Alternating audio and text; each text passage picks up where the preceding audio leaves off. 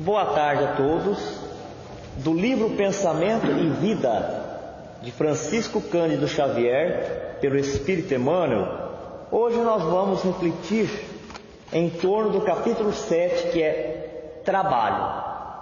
Ele diz assim: se nos propomos retratar mentalmente a luz dos planos superiores, é indispensável que a nossa vontade abrace espontaneamente o trabalho por alimento de cada dia. Como nós já aprendemos em outros capítulos, que o trabalho de todo o espírito, através da encarnação, é lapidar a sua mente, é purificar o máximo que puder para poder canalizar a energia do Criador. Emmanuel compara a oferta que Deus nos concede, nos proporciona, a irradiação do sol, a luz, a claridade, dizendo que quando esse astro, o sol, ele se levanta de manhã, ele oferece para todos os seres, para as rochas, para as plantas, para os animais, para os vermes e para todos os homens, sejam sábios ou ignorantes, sejam bons, sejam ruins. Para todos a mesma oportunidade, a mesma força, a mesma quantidade de energia. O que vai diferenciar um dos outros é a capacidade que cada um já adquiriu de compreender, de se conscientizar, de se sensibilizar e de aproveitar as oportunidades que Deus dá. Quer dizer que o recurso é igual. Deus oferece o pão da vida para todos, mas cada um de nós conseguimos recolher, canalizar de acordo com as nossas possibilidades. E como é então que nós deveremos nos preparar para canalizar mais recurso ao nosso favor, transformando para gerar a felicidade, a paz, tudo que nós buscamos, e por consequência também realizar esse bem para todos que estão ao nosso redor, nossos familiares, a sociedade onde nós estamos, né? O planeta Terra, que carece de transformações no campo da solidariedade, da fraternidade, de vencer o orgulho e o egoísmo. Seria então o trabalho da mente, ela estar apurada de uma tal forma que a gente possa espelhar a vontade de Deus, porque tudo que vem de Deus é perfeito, e para que a gente possa manifestar a perfeição, manifestar a divindade que já está dentro de nós, mas que muitas vezes não consegue vir para fora por causa da escuridão da nossa ignorância, da escuridão do orgulho, do egoísmo.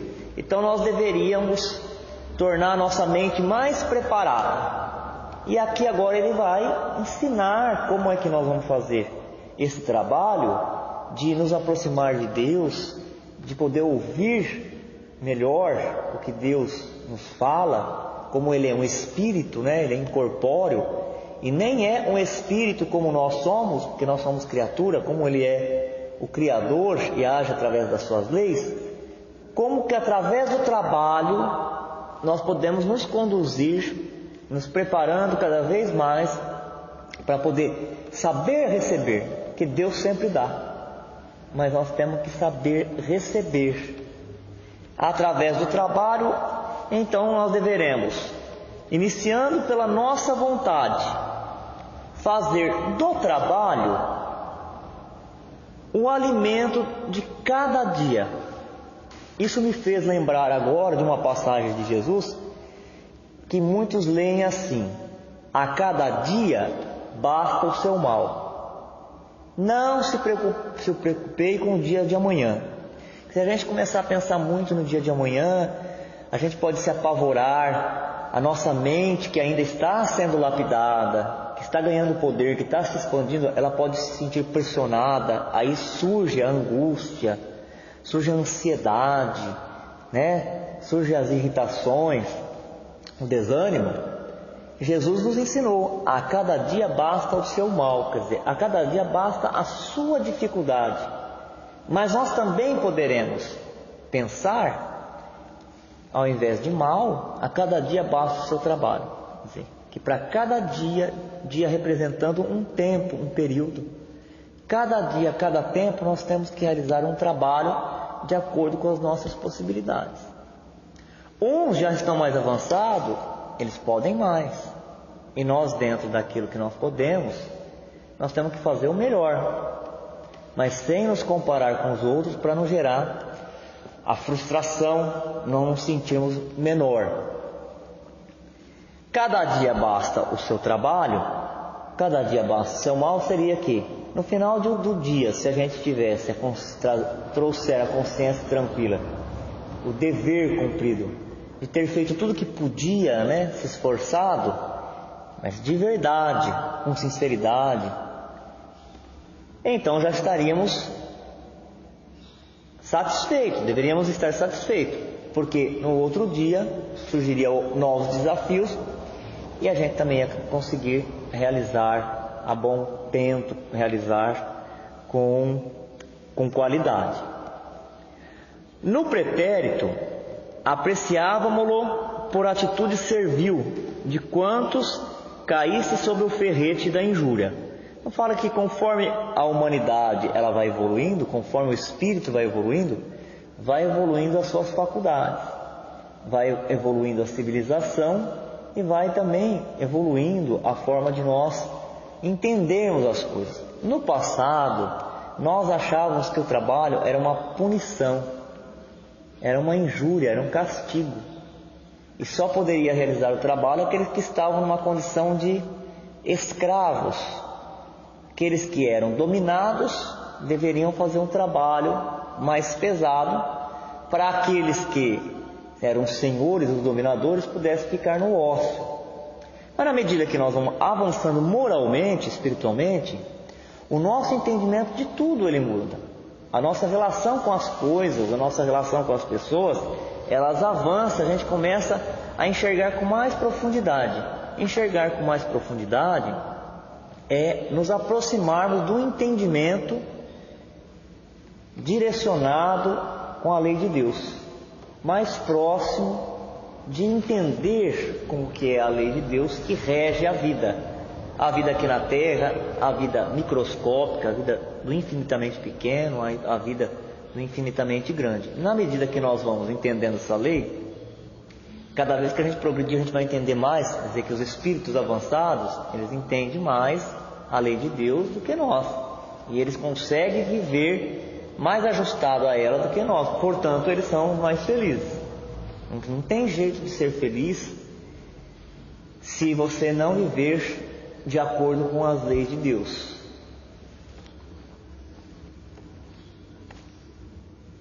Hoje, porém, sabemos que a lei do trabalho é roteiro da justiça, da justa emancipação. Sem ela, o mundo mental dorme estanque.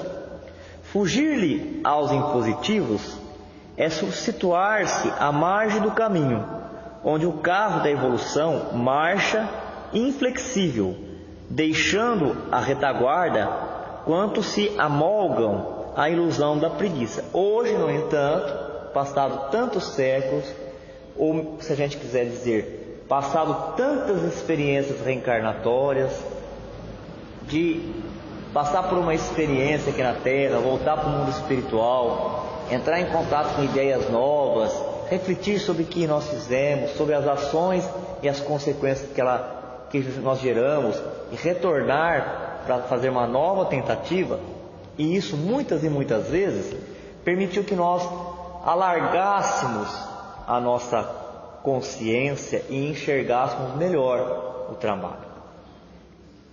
No Livro dos Espíritos, o trabalho está colocado lá nas leis morais.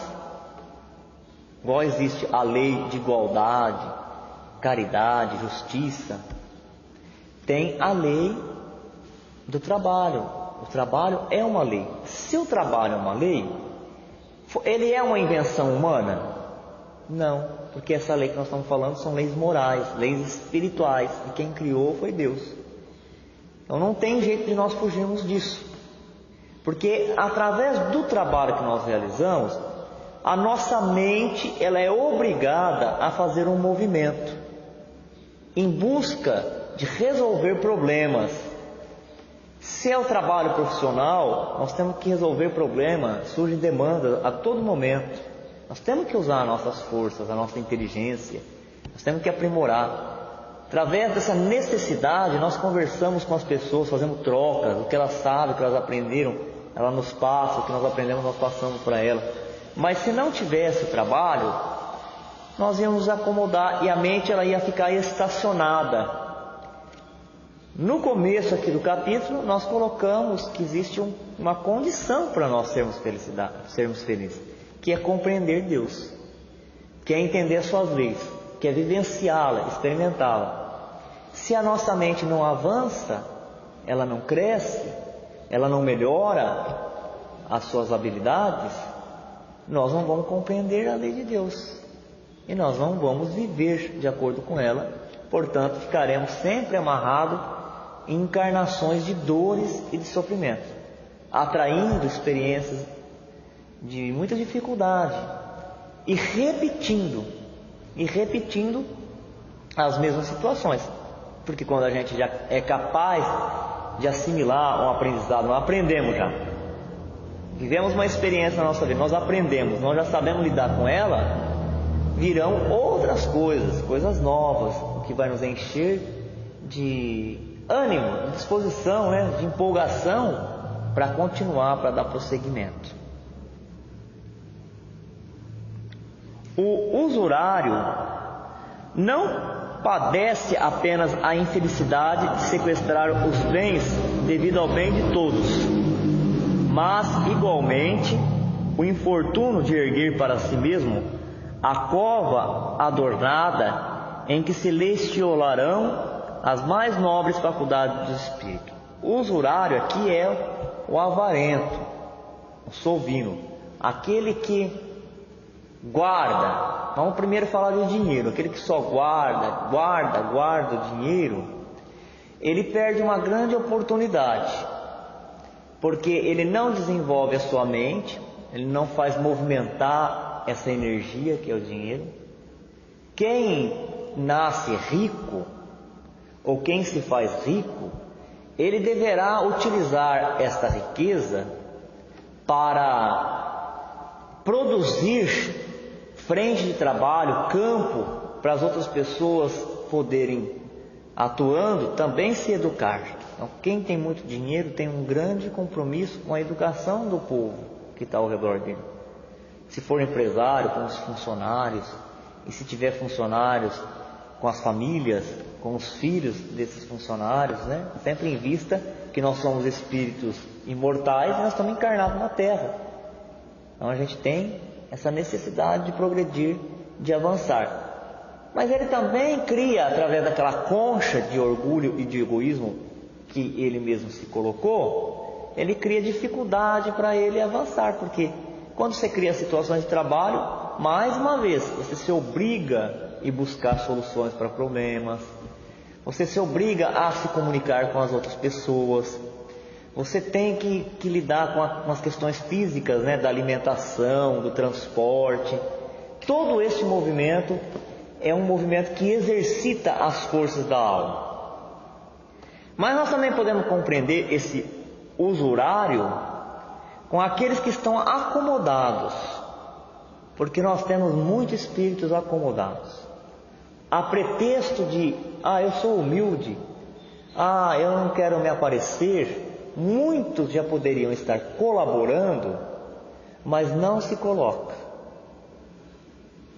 Quando nós entendemos de verdade que a encarnação é uma oportunidade que nós como espírito temos de nos libertar e de depois merecer o direito de encarnar em situações melhores ou de habitar dimensões espirituais melhores, nós nunca perderemos a oportunidade de um trabalho.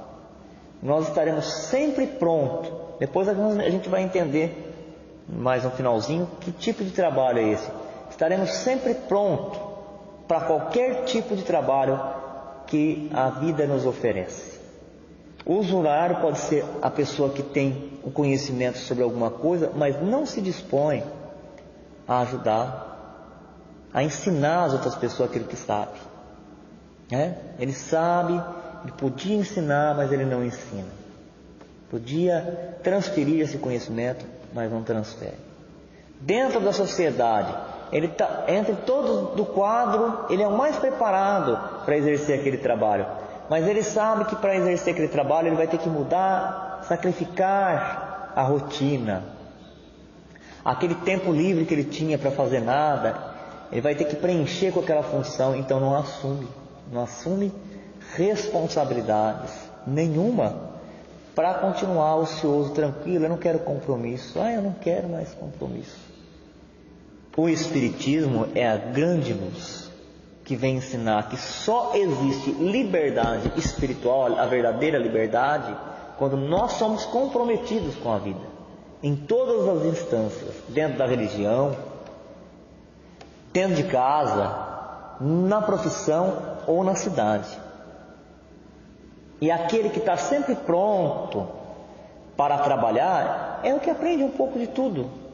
E aquele pouco de tudo que ele aprende vai servir sempre, Aquilo que ele aprendeu ali, ele junto com aquilo que aprendeu lá, ele é o mais criativo, ele é o mais desembaraçado, ele resolve tanto as suas questões pessoais como as questões materiais.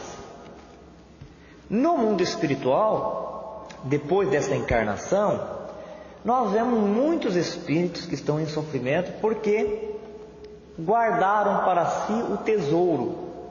Mais uma vez podemos evocar uma passagem de Jesus, quando ele diz que foi distribuído os talentos para para algumas pessoas.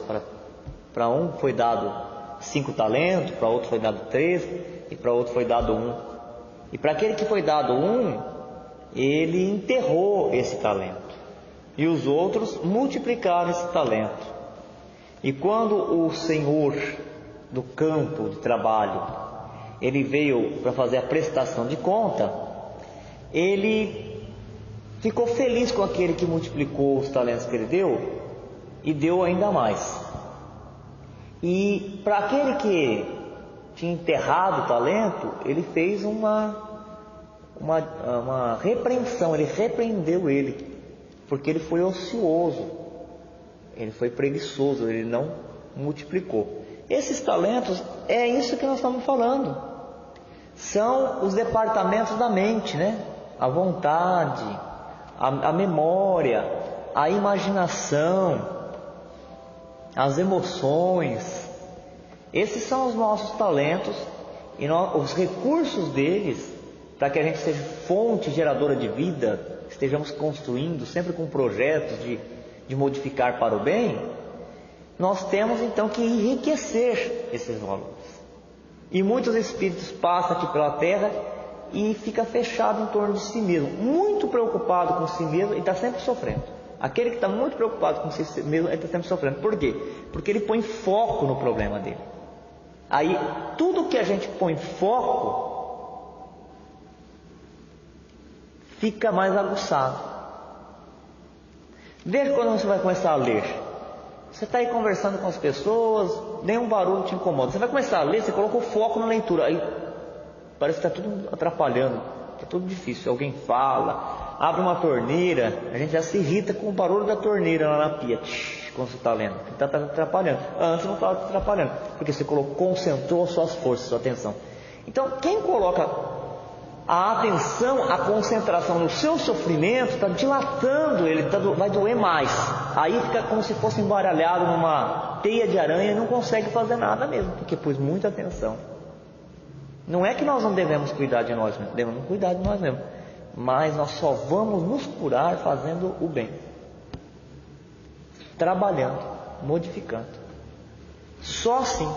Aí a gente vai colocar foco no poder divino que nós temos. Nós vamos criar autoconfiança, confiança no nosso potencial. E na medida que nós vamos usando para o bem, aí nós vamos lembra do sol? Nós vamos canalizando mais aqueles recursos.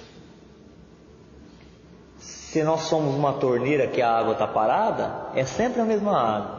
E a outra água nova não pode vir. Aquela água fica parada, cria lodo, apodrece e não serve para nada. Se você abre a torneira, a água circula, ela dá vida às plantas, ela limpa, higieniza o ambiente e vem novidades, vem águas limpas. A canalização dos dons que Deus está nos oferecendo já. Não vale, contudo, agir por agir. As regiões infernais vibram repletas de movimento. Além do trabalho, obrigação, que nos remunera de pronto, é necessário nos atenhamos ao prazer de servir. Nas contingências naturais do desenvolvimento terrestre, o espírito encarnado é compelido ao esforço incessante para o sustento do corpo físico. Recolhe de graça a água pura, os princípios solares e os recursos nutrientes da atmosfera. Entretanto, é preciso suar e sofrer em busca da proteína e do carboidrato que lhe assegurem a euforia orgânica. Vamos pensar aqui em diversos tipos de trabalho. Os animais, eles também trabalham, mas o trabalho que eles realizam é um trabalho para conservar a espécie deles, para eles se protegerem e para eles terem recursos, através da alimentação, de continuarem vivos. Eles estão servindo a criatura sem saber, a criação. Estão servindo a criação sem saber, eles estão fazendo um serviço útil para a criação. Nós também, quando nós estamos encarnados, porque nós estamos num corpo físico, o trabalho da encarnação é uma expiação.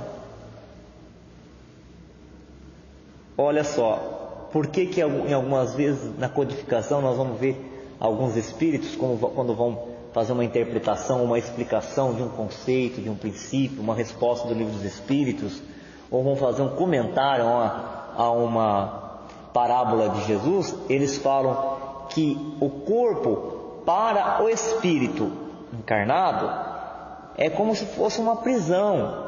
E alguns não gostam de ouvir muito isso. Falam, não, o nosso corpo ele é uma bênção, ele é um instrumento do nosso trabalho.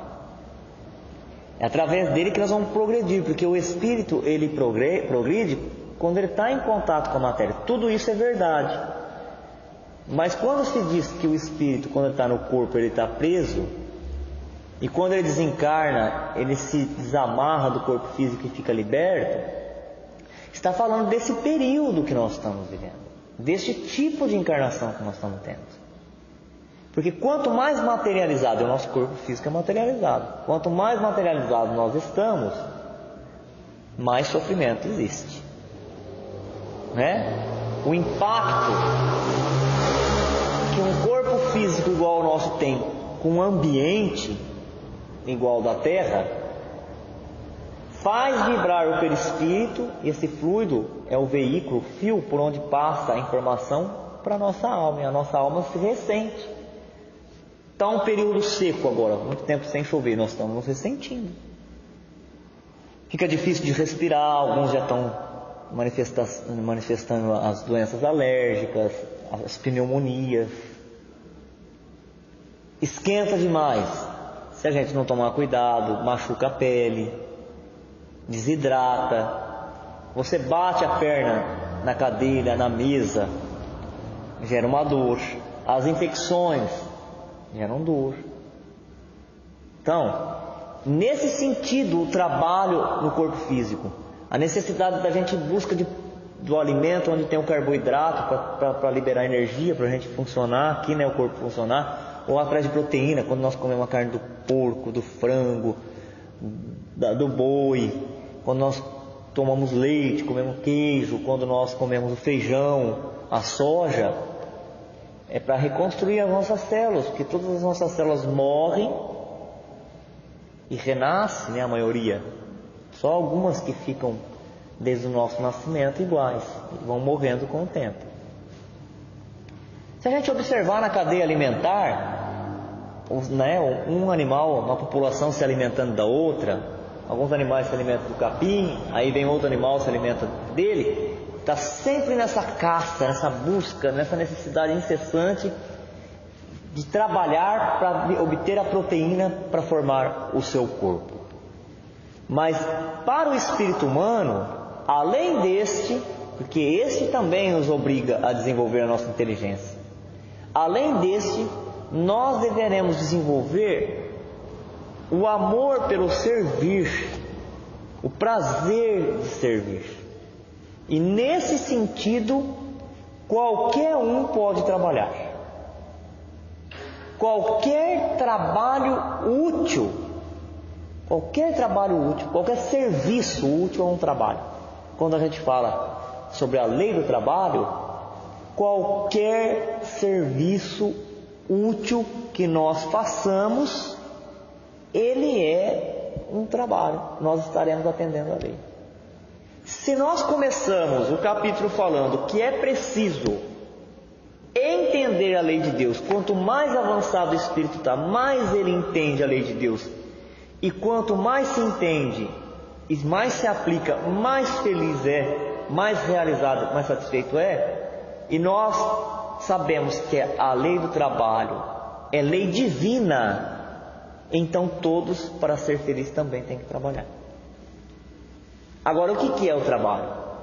É um serviço útil. Algumas pessoas nascem com uma doença e eles ficam impossibilitados de trabalhar. E aí? Aí então outras pessoas vão trabalhar para ele, porque ele está momentaneamente numa situação de expiação, sem poder trabalhar. Outros vão trabalhar para ele. Mas enquanto nós tivermos condição, nós deveremos trabalhar sim para o nosso sustento. Você vê que nenhum médium, quando ele é espírita de verdade, ele entendeu a doutrina espírita, nenhum deles faz da mediunidade a sua fonte de trabalho. Ele trabalha para se sustentar e ainda é médium. Todos. Agora, aqueles que estão fazendo da mediunidade um meio de sustentar, aí eles já estão desviados do entendimento dos princípios da lei de Deus, né? E quando a pessoa já chega numa certa idade que ela não pode trabalhar, aí de novo outras pessoas vão trabalhar para manter o sustento. Cativo, embora as injunções do plano de obscura matéria em que transitoriamente respira, pode, porém, desde a terra, fluir a aventura do serviço voluntário aos semelhantes. Todo aquele que discerne o espelho da própria alma aos reflexos da esfera divina. Então, quanto mais avançado, mais evoluído vão sendo os espíritos, vão subindo na escada dos espíritos, mais sutil, menos matéria ele vai carregar no corpo espiritual. Vamos lembrar que quando a gente fala menos matéria, não é somente o corpo físico. Orgulho e egoísmo, e tudo que está relacionado ao orgulho e egoísmo, é matéria. Então, quanto menos orgulho e egoísmo, menos material é o espírito. Quanto menos material é o espírito, mais sutil os corpos dele. Nunca o contrário. A gente não vai querer mudar o corpo para mudar o espírito. Um é causa, o outro é efeito. Quando a gente muda de verdade, a mudança interna não é artificial, o espírito muda e, por consequência, a forma muda. Tanto o corpo perispiritual como a casca física do planeta onde nós vamos encarnar. Se eu estou avançado, eu ganhei matéria mental, ganhei recurso mental suficientemente para encarnar num planeta feliz. Quando eu chego no planeta feliz, o meu espírito, a minha alma, ela atrai o fluido daquele planeta e o meu corpo de lá vai ser sutil. Então, por consequência, eu vou ser mais feliz. Porque quanto mais grosseiro o corpo, menos feliz nós poderemos ser. Como que nós poderemos ser plenamente felizes se nós estamos com dor de dente, gente? Já tiveram dor de dente? Eu vou pegar um exemplo bem assim, né, corriqueiro. Porque tem gente, quando a gente fala isso, não entende. Quem teve muito problema no dente, como é que você pode ser feliz? Tem jeito de ser feliz daquele jeito. Ah, mas a gente pode suportar, pode aprender a ter o controle mental. Está falando de outra coisa, está falando de felicidade. Como é que você pode ser feliz? Como que uma pessoa pode ser plenamente feliz aqui na Terra quando ela teve a separação de corpos? Se a gente está amarrado no corpo físico, ele nos prende aqui, a escuridão, né? Porque aqui nós estamos na escuridão do mundo real. O mundo real é o mundo dos espíritos. Aqui nós estamos como se estivesse adormecido, né? Mergulhado no corpo carnal. Então nós temos uma certa separação dos entes que já se foram. Como que vai falar que nessa etapa de evolução que nós estamos, uma mãe poderá ser plenamente feliz? Ela pode ser resignada. Já é um avanço. Resignação numa situação dessa, na etapa de evolução que nós estamos, é um grande avanço, mas não é a felicidade verdadeira. Agora, quando nós estamos desmaterializados, não tem limite. Nós não estamos separados de ninguém, nós estamos juntos, nós estamos com quem for. A matéria, ela não vai nos oferecer nenhum mal-estar, nenhum desconforto, como aqui é calor, é frio, bati a cabeça na parede, bati a perna na mesa, né? Estava lá no ônibus, pisaram no meu pé. Então o prêmio do espírito que se desmaterializa é ele carregar um corpo sutil e um poder mental capaz de, com a sua própria vontade, agir e não reagir. Sinal de evolução é quando nós estamos conseguindo, frente às provocações que as pessoas nos oferecem, agir. Agir é da vontade, reagir é da emoção em desalinho, em desequilíbrio. Então o espírito, quando ele vai avançando, ele vai sendo capaz de, pela vontade, provocar mais ações, quer dizer, vem da vontade interna dele, vem da vontade de produzir. É uma coisa que nunca vai gerar nenhuma consequência negativa do que reagir. Reagir é mais ligado aos instintos animalescos que ainda nós carregamos. Ele fala, embora tudo isso, já tem como a gente ter uma compensação, uma satisfação, que é da gente poder ser útil. Por isso que a doutrina espírita, ela bate na tecla. Enquanto muitos querem trazer para dentro das casas espíritas as terapias que é da ciência, vamos trazer a cromoterapia, nada contra. Toda a ciência é produto da inteligência e é permitido por Deus, né? Eu lembro, como se fosse hoje, estava naquelas discussões, tinha gente que estava apavorado, uns defendiam a favor, um contra, quando era para fazer a pesquisa com as células troncos, né, embrionários. Aí, quando era para fazer também o bebê de proveta artificial, e se colocar lá, como é que fica o espírito? Aí a doutora Marlene Nobre, ela estava encarnada ainda, uma mente sempre lúcida, sempre ponderada, ela disse assim, olha minha gente, quem está no comando das leis é Deus. Se fizer lá um encontro de célula fora do corpo e implantar no útero e a criança nascer e falar, é porque tem um espírito ligado a ela, e se tiver um espírito ligado a ela, teve o consentimento de Deus.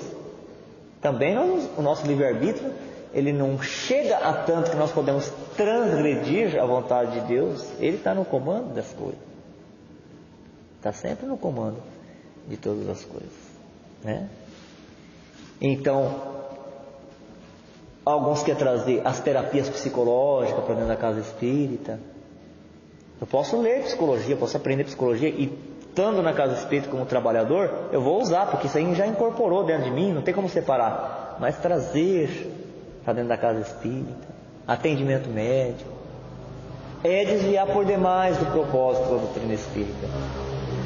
A doutrina espírita, ela tem como objetivo nos trazer a revelação da lei de Deus, e o espírito desperto, consciente, ele se apropria disso para a vida, para usar na vida, o tanto quanto ele puder, porque nós temos o nosso limite. Então ele está falando, já na terra, com tudo isso, com o corpo grosseiro que nós temos, com os limites da sabedoria, do entender, do controlar as nossas emoções, nós já poderemos ser felizes relativamente, que é podendo servir, ser útil. Já que a lei do trabalho é lei. Trabalho é lei. Então o Espírito poderá já na terra, estando pronto para servir a todos, e qualquer tipo de serviço digno que for oferecido, ele poderá ter a compensação. Agora vamos falar de compensação, já que nós falamos de compensação. O que é a compensação? Compensar é equilibrar, né? Você coloca lá na balança de prato. Balança de prato, você tem um prato que pesa para um lado, desequilibra para um lado, e o outro prato que desequilibra para o outro. Então a terra, com essas dificuldades que nós temos, uma hora é calor, a outra hora é frio, uma hora a gente sofre ingratidão, a outra hora somos nós que fazemos, uma hora a gente ouve uma palavra que a gente não gosta, a outra hora que nós falamos, uma hora a gente sente solidão, tem que lutar para comer, para buscar o carboidrato, como nós falamos agora, né? Para liberar energia, tem que lutar para comer, para buscar proteína, porque com proteína nós formamos o nosso corpo, nós temos essas necessidades.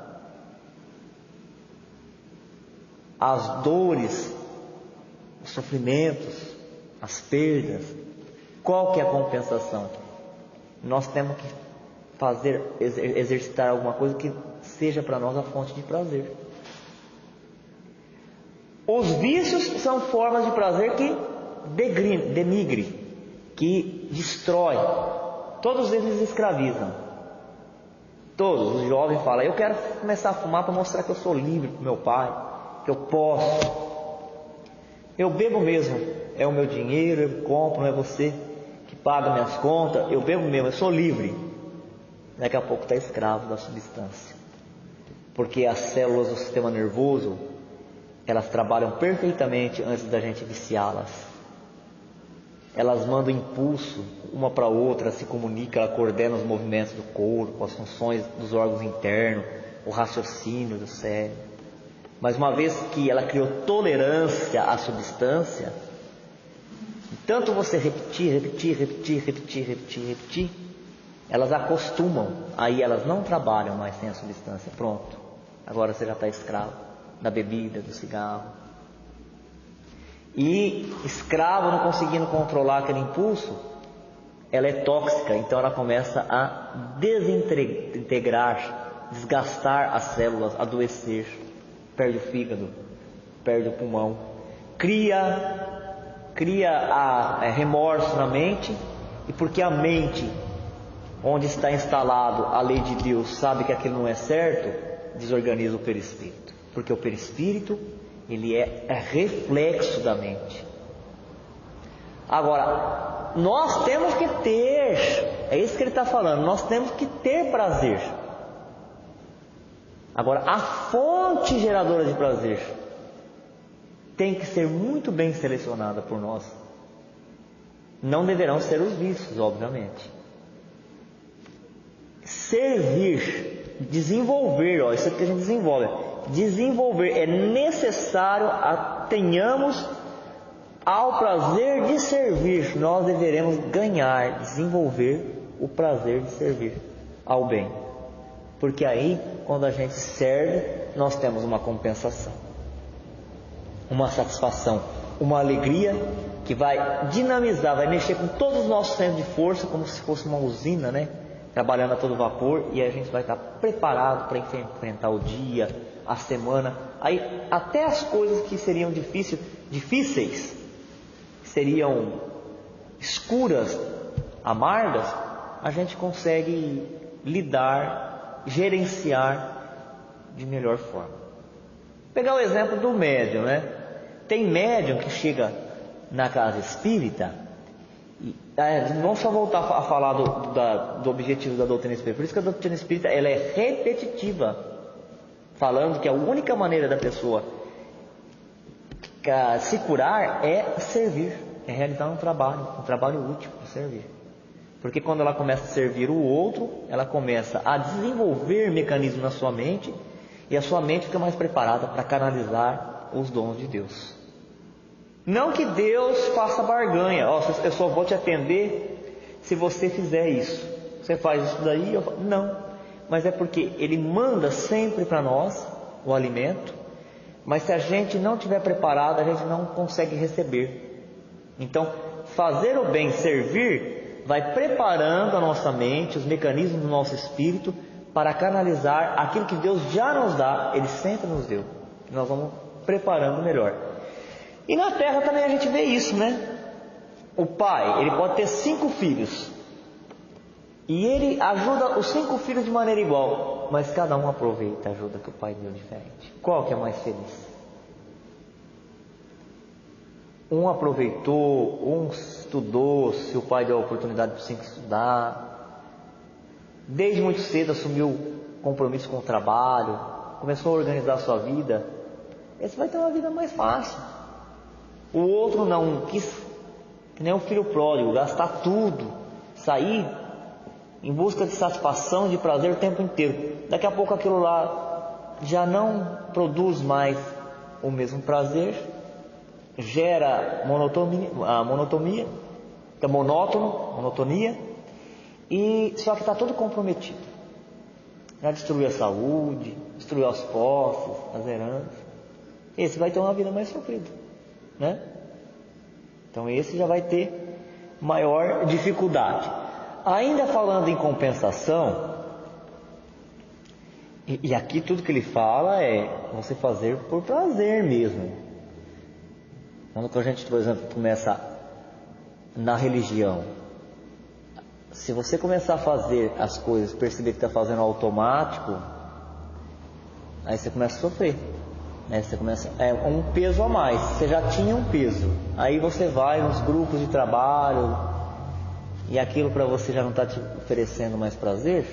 Você já tinha os teus problemas de encarnações, de reajuste, aí você passa a ter mais um problema ainda. Aí você fica perturbado e gera perturbação em todos aqueles que estão ao redor. Então, quando ele fala que nós temos que buscar o prazer de servir, é sentir mesmo, sentir aquela alegria, aquela felicidade, né? Aquela satisfação de estar fazendo aquele bem, de estar pertencendo àquele trabalho. Agora, para a gente poder entender um pouquinho melhor das compensações, pegar os médiuns, que é mais fácil. O médium, ele nasce com uma organização, o corpo do médium, o organismo dele, ele é especial. Quando nós falamos de especial, não estou falando de mais importante que o dos outros que não são, nem melhor, mas ele é especial no sentido de especialidade. Ele tem uma especialidade. A especialidade é perceber a influência dos espíritos. Quem não é médium não percebe a influência dos espíritos, recebe a influência, mas não percebe. É influenciado, às vezes fala coisa que não era para falar, o espírito falou, né? A expressão na cabeça dele sugeriu, mas ele não percebeu, e ele fala. Lembra lá do livro dos espíritos? Os espíritos influenciam na nossa vida muito mais do que vocês imaginam. Em rigor, são eles que vos dirigem, para o bem ou para o mal. Mas o médium é aquele que percebe. Ele sente, ele vê, ele ouve alguma coisa, faz ele perceber. E ele chega na casa espírita, alguns deles, quando não tem entendimento, eles não querem ter a mediunidade. Eles não querem. Quando a gente atende alguns médiuns, a gente conversa com alguns deles, que estão ainda em sofrimento, eles choram, eles tremem, fica todo desarmonizado, e a gente fala, calma, fica tranquilo, você vai começar a trabalhar, e você vai ter a compensação. Para tudo tem a compensação. Eles olham para a gente e falam, que compensação, eu não quero ter isso não. Olha, eu estou sentindo uma dor, uma tristeza que não tem razão para ser. Justamente agora que está tudo bem em casa, está tudo certo, não me falta nada no meu trabalho, eu estou com um bom serviço. E essa angústia, essa coisa que cresce, eu sei que não é meu, eu estava bem até agora há pouco, olha como que eu estou agora. E a pessoa está com as extremidades tudo pálida, o lábio roxo, tremendo, a gente já percebe. Ela está sob a ação dos espíritos. Agora você não pode ir para o trabalho mediúnico, mas você vai se equilibrar na educação mediúnica. Quando você for para o trabalho mediúnico, a compensação é o seguinte: na hora que você der abertura à comunicação, a vibração da entidade vai passar em você. Você vai sentir tudo isso que você está sentindo. Mas no momento posterior, quando ela se desligar, você sente um alívio, um bem-estar, uma consciência tranquila, uma leveza. O seu centro de força, eles foram preparados junto com o seu organismo para você ter esse tipo de impacto na comunicação mediúnica. Então eles giram melhor, aí eles distribuem toda a vitalidade. Os bons espíritos, depois que o espírito é atendido, o necessitado, eles lançam fluido magnetismo que penetra pelo seu coronário e vai sendo distribuído por todo o seu corpo, está vendo? Você vai ver como que é diferente. Aí aquela semana vai ser de muita alegria, de muita criatividade. Você vai achar soluções para os seus problemas, vai se desembaraçar. Ah, é assim? É assim. Alguns entendem e persistem, vão até o final nesse serviço e abraçam mesmo, vão até o finalzinho da existência e vê que é assim mesmo. Outros, no entanto, não. Eles querem continuar só com aquele outro tipo de serviço que nós falamos no começo. E, pasmem, alguns espíritas incentivam as pessoas a continuar em busca só do outro trabalho. Quando fala assim: imagina, você vai vir agora para o trabalho na casa espírita, você é tão novo, você tem que progredir no seu serviço, como se uma coisa atrapalhasse a outra. Porque, por exemplo, eu trabalho todo dia na escola e todo dia no centro. O que uma coisa atrapalha a outra? Sacrifica a ociosidade, sacrifica os desregramentos, porque enquanto podia estar num bar, numa lanchonete, fazendo racha com os carros por aí, dormindo de madrugada, você tem que se disciplinar. Mas muitos acham, mesmo estando já no movimento espírita, acham que o jovem ele tem que viver a vida. Ele tem que viver a vida. Não entendeu ainda qual que é o objetivo da encarnação. Não entendeu. Então, o jovem tem que progredir no serviço. Ele tem que ser, se ele trabalhar no banco, ele tem que ser o gerente, não pode ser menos que isso. E se ele veio para experimentar uma posição mais humilde do ponto de vista material? E aí? Aí ele tem que forçar? Aí ele tem que forçar. E quando força, o que acontece? Pisa nos princípios. E quando pisa nos princípios, cria compromisso espiritual. Então, esse serviço é um serviço útil, não interessa qual seja ele. E esse médico que eu acabei de falar, ele fala isso também. Não, mas eu não quero essa compensação, não quero nada disso. Eu quero que me tira isso de mim. Eu quero ser normal. E o que é normal para você? Aí você deixa a pessoa falar, ela vai denunciar aquilo que eu acabei de falar. Normal é eu poder sair com meus amigos, ir para uma festinha, como se o médico não pudesse, né? O médico vai ter que ter a disciplina, quando ele vai numa festa, é igual todo mundo deveria ter, né? É igual quando a pessoa está fazendo uma educação alimentar. A pessoa fala: nossa, mas você está se sacrificando. Não, está comendo do jeito que todo mundo deve comer. O que não come daquele jeito, que é uma opção, uma liberdade, o que está fora da regra, né? O que está dentro da regra está fazendo o trabalho certo de preservar os órgãos, de não sobrecarregar. Mesma coisa, bebida. O que bebe com moderação ou não bebe, está fazendo certo. Agora, o que bebe bastante, está sobrecarregando o fígado, o estômago. Então você percebe que o médium veio como médium para vencer o egoísmo. Na outra encarnação, ele mergulhou e ele ficou preocupado com a vida material. E ele se perdeu. Ele ficou preocupado com as roupas, ficou preocupado com as festas, ficou preocupado com o luxo, com o prazer, com o descanso demais, dormir demais. Aí chegou no mundo espiritual e refletiu. Você tem disciplina para você encarnar de novo sem ser médium? Você vai fazer tudo o que você tem que fazer, esse serviço útil, vai te gerar progresso, vai aumentar a sua mentalidade? Não. Então você vai vir como médium. Aí, vindo como médium, não tem jeito da pessoa se desviar. Porque onde ela vai, ela vê o espírito, ela sente os sintomas, da aproximação das entidades doentes. Então ela não consegue fugir dessa reta. Seria para essa criatura um freio, o freio para frear os impulsos negativos e o caminho, a trilha para ela ser bem sucedida, escolhido, lógico, pelo espírito mesmo. Então, o que está acontecendo com o nosso mundo? Por que a sociedade está tão perdida? Por causa do entendimento que nós fizemos sobre o que é a vida em sociedade, De novo, caindo no materialismo.